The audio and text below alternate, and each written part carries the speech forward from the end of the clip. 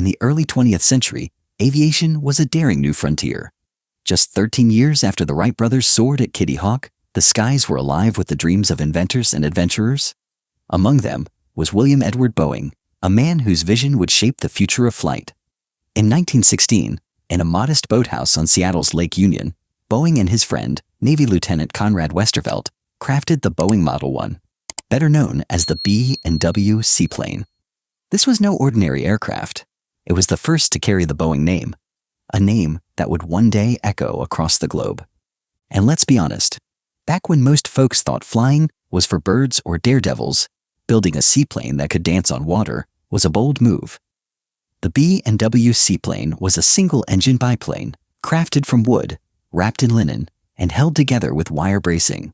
It wasn't flashy, but it was practical, designed to take off and land on water in an era when runways were as rare as a calm day in Seattle. Named after its creator's initials, the B&W came in two flavors: Bluebill, the first to fly, and Mallard, its sibling. On June 15, 1916, William Boeing himself climbed aboard Bluebill and lifted off from Lake Union, marking the birth of a company that would redefine aviation. Only two were built, but these humble seaplanes laid the groundwork for a giant. To understand how this modest aircraft came to be, let's step back to the early days of Boeing's journey. William Boeing was no stranger to ambition. Born on October 1, 1881, in Detroit, Michigan, he was the son of Wilhelm Boeing, a German immigrant who made a fortune in timber and iron ore. After his father's death in 1890, young William was educated in Switzerland and at Yale University, where he studied engineering but left in 1903 to chase opportunities in Washington's timber industry. By 1909, the Alaska-Yukon Pacific Exposition in Seattle introduced him to aviation, sparking a passion that would change his life. He bought a Martin TA seaplane in 1915, learned to fly with Glenn Martin in Los Angeles, and soon realized he could build something better. Enter Conrad Westervelt, a Navy engineer, born on December 30, 1879, in Corpus Christi, Texas. A graduate of the United States Naval Academy in 1901 and MIT in 1908, Westervelt shared Boeing's love for aviation and engineering. The two met at Seattle's University Club, bonding over boating, bridge, and the thrill of flight. After flying in Boeing's Martin seaplane, they agreed it could be improved. Why settle for good when great was possible? They enlisted Herb Munter, a local aviation pioneer, to help adapt the Martin design. Their goal was simple: create a seaplane with better pontoons and a more powerful engine, suitable for the Navy's needs as the United States eyed potential involvement in World War I. Work began in 1915 at Boeing's boathouse hangar on Lake Union, a wooden structure more suited to boats than aircraft. The process wasn't without hiccups. Sourcing materials and skilled labor in Seattle was tough, and let's just say convincing suppliers to deliver on time was like herding cats in a rainstorm. By June 1916, the first B&W, named Bluebill, was ready. Its construction was a labor of love, with Boeing overseeing every detail. He was a perfectionist, once stomping on poorly cut spruce ribs to make a point about quality. On June 15, 1916, Boeing took Bluebill aloft, skimming over Lake Union's waters. The flight was a success, proving the design's potential. The second aircraft, Mallard, followed in November, piloted by Munter. Both were offered to the U.S. Navy, but the Navy, perhaps wary of untested designs, declined. Undeterred, Boeing incorporated the Pacific Aero Products Company on July 15, 1916, to continue his aviation ventures.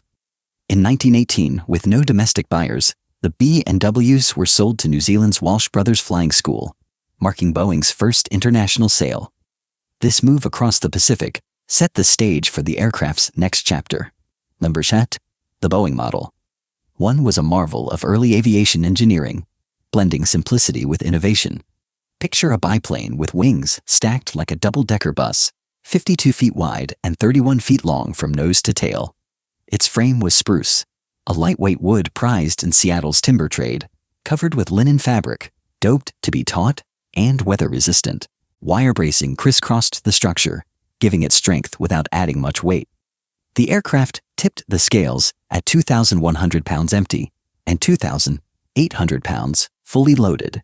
At its heart was a Hall Scott A5 inline piston engine, churning out 125 horsepower.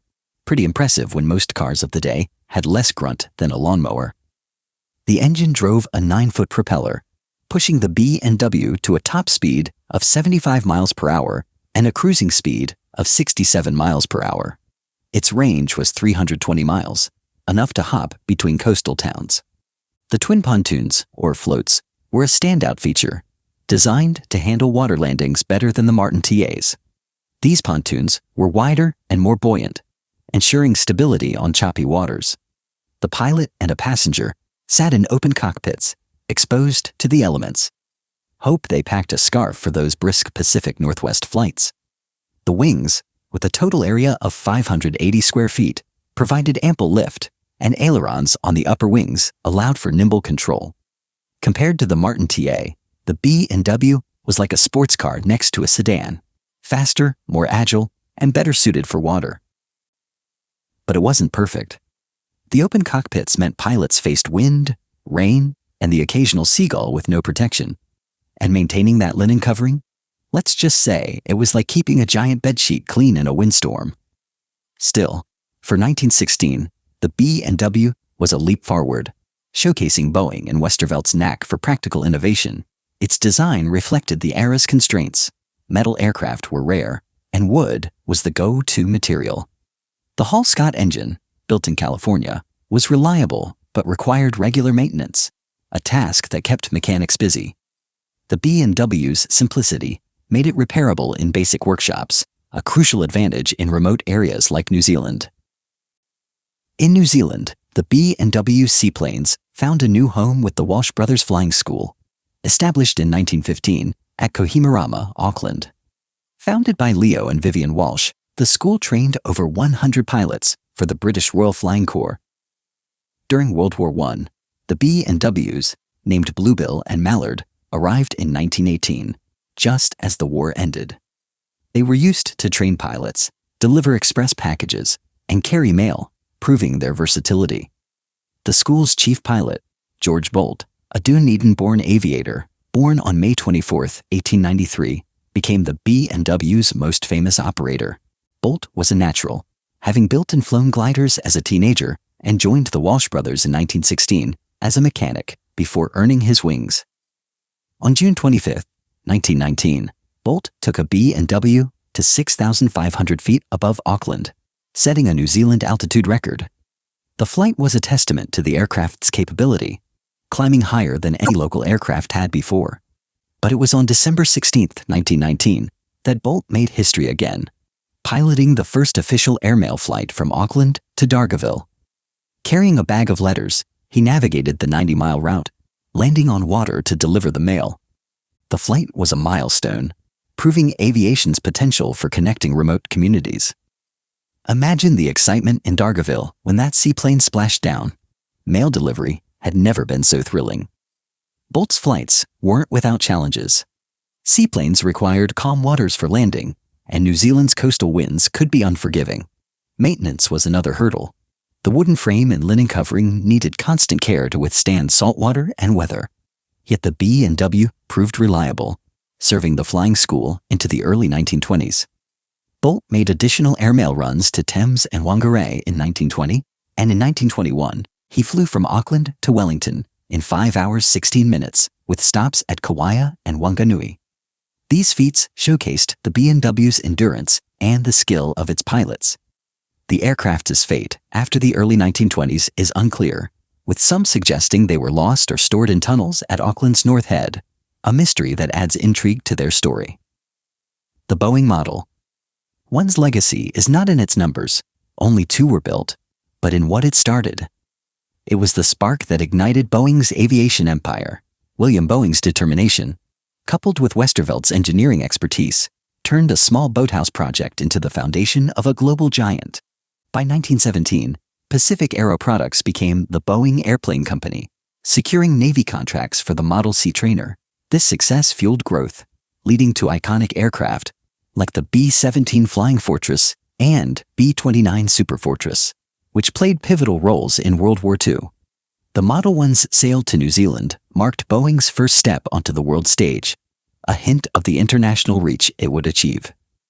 Today, no original B and W seaplanes survive, but a replica, built in 1966 for Boeing's 50th anniversary, hangs at Seattle's Museum of Flight. The Model 1's story is one of vision and perseverance, a reminder of how small beginnings can lead to monumental achievements. If you're ever in Seattle, look up at that replica and imagine William Boeing taking flight in 1916. It's a humble start for a company that still soars today. Talk about a legacy that keeps on flying.